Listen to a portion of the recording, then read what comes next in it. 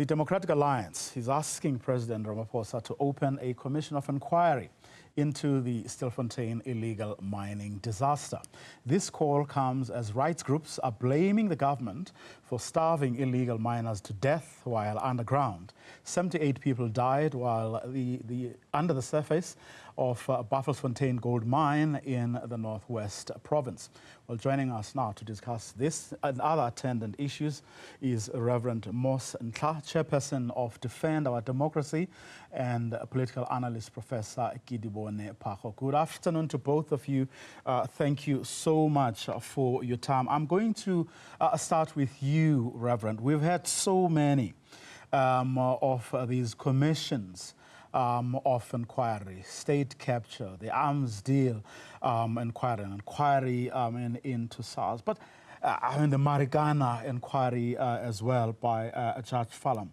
But in the end, when all would have been said and done, these inquiries don't seem to have delivered the goods that they would have been set up for.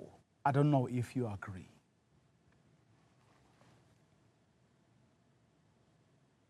Well, yes, I think we have to admit that the in and of themselves, the commissions have fallen short of the expected results. However, if you look at the election of 2024 and the fact that we now are sitting with the government of national unity, it could very well be said that that electoral outcome is a statement made by the voters about the ways in which government is acquitting itself as a custodian of the power given to it by the population. And so in that sense, I think that even if the recommendations of the commissions are not fully adhered to the latter, there is at least the advantage that the public at large knows the full extent of the rot that's going on in our society, and I think an informed society is always better off in terms of making the democracy work. Prof, from your vantage point, have commissions of inquiry delivered the goods? I think by and large the answer is yes. What we need to remember is that the purpose of the Commission of Inquiry is not really to punish or to charge people for any criminal or any for any judicial reasons. But I think the essence is to bring the question of transparency to the public to understand what really happened. And so if we are judging it from that point of view, many of these commissions have actually served that purpose. Maybe what we may have wanted to check with the government is the subsequent action from government on what have they done with that information. So by and large, the answer is yes. Many of these reports are publicly available, and so we are able to reflect as a society and able to even engage one another on what we should be avoiding in running our governance affairs and what can work for us better. So they really serve a massive purpose in our constitutional democracy. And they have indeed, Reverend, shown up, especially the democratic government, the gaps that do exist, other things like lack of political will and the like. And then if we take it or we bring it to this particular case that the DA says this particular inquiry that they're calling for should focus on, having watched what has happened, especially over the past few days on the back of weeks and months of calls for government to get involved, taking a court of law for government to do what it did. It's taking a court of law for government to do what it did this week.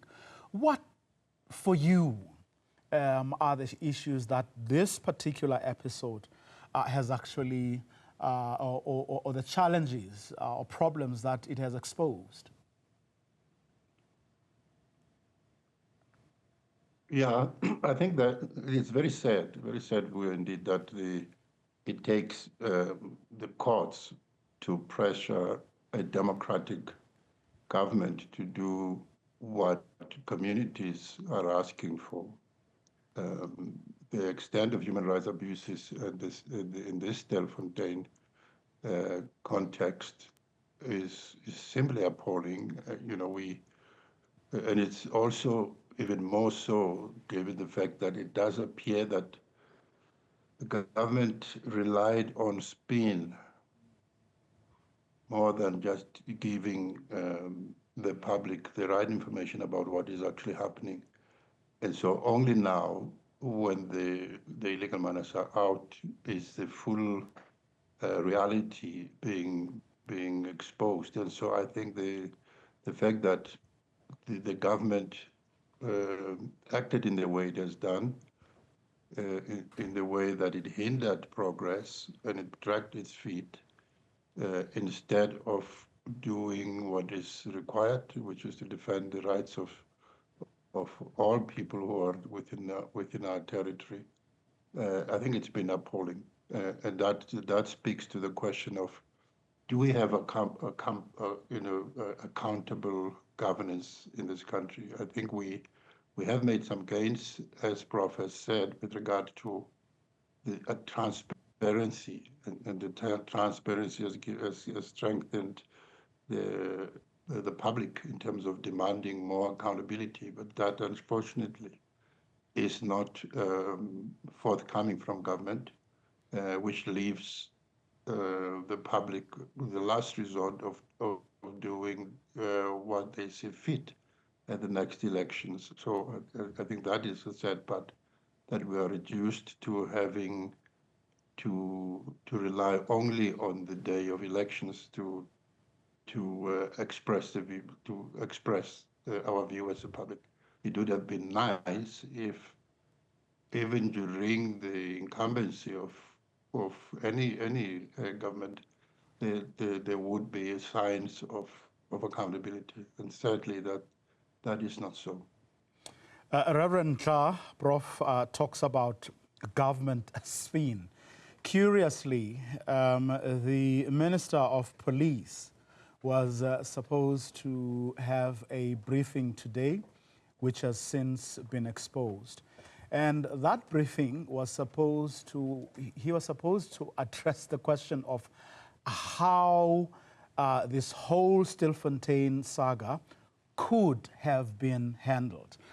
And curiously again, for me, earlier in the week when Senzo Mchunu had a briefing alongside the Minister of Mineral Resources, Gwede Mantashe, he said, upon being asked by journalists of what he thought, or to comment on statements that were made by the minister in the presidency earlier, that those people should be smoked out.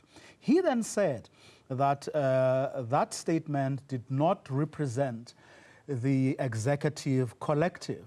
And that same minister who said that was going to address a briefing today about how the matter could have been handled.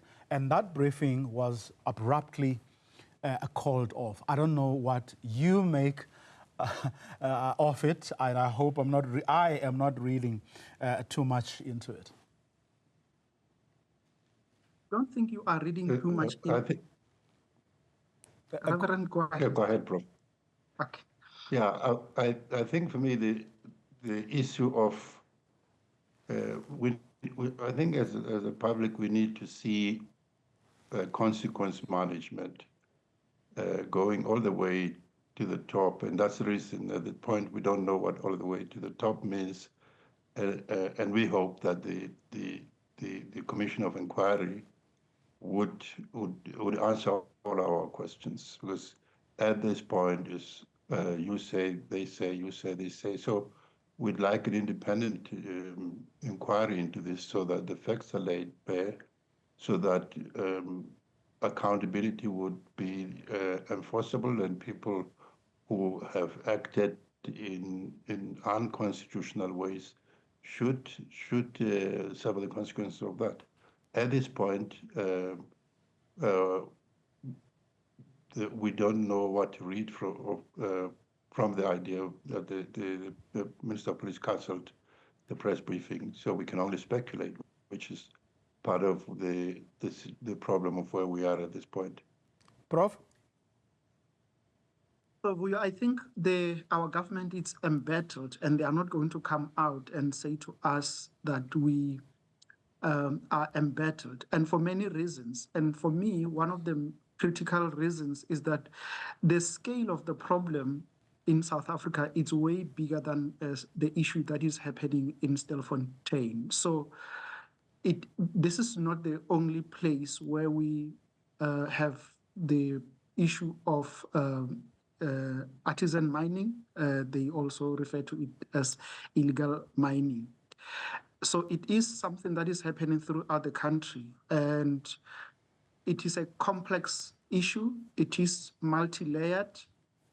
And so to understand the issue of Stilfontein, one needs to go and understand the historical question of the South Africa's economy and how the mining has been the backbone of our economy. Yuma Sekela has a song, the Stimela song, that talks about people coming from the Southern African countries and the Central African countries coming to South Africa in Johannesburg to do mining in particular. And I think it is part of that narrative that we are embattled as a country with our porous borders and the kind of the economic situation that we are facing, with a lot of unemployment, social challenges like unemployment, lack of access to health care and education, and so on. So we are in a situation where even if we do a commission of inquiry in the Stilfontein, we will still not really get into the bottom of understanding the scale and the nature of the problem and how we're going to find a way of dealing with it. And so it is important, therefore, that when we engage this discourse, it's not just limited to Stilfontein. I think we had a similar situation a year or so ago in around Krugersdorp. So this is really embedded in the mining that were supposed to be disposed of, and we know that the government is also lacking in the way that they are regulating the mining industry. But what we know as well is that businesses are thriving in a way where they are able to exploit labor, and this comes handy. And so to deal with this kind of a problem, it's really going to take a lot of effort and policy initiatives from government. So I'm just presenting the complex nature of why I think the government is not coming to party to bring South Africans into their confidence. Professor Phago, Reverend Ntlha, thanks to both of you for agreeing to come on and explore this issue on the back, of course, of that call by the Democratic Alliance to President Ramaphosa that he establishes a commission of inquiry into the Stilfontein illegal mining disaster.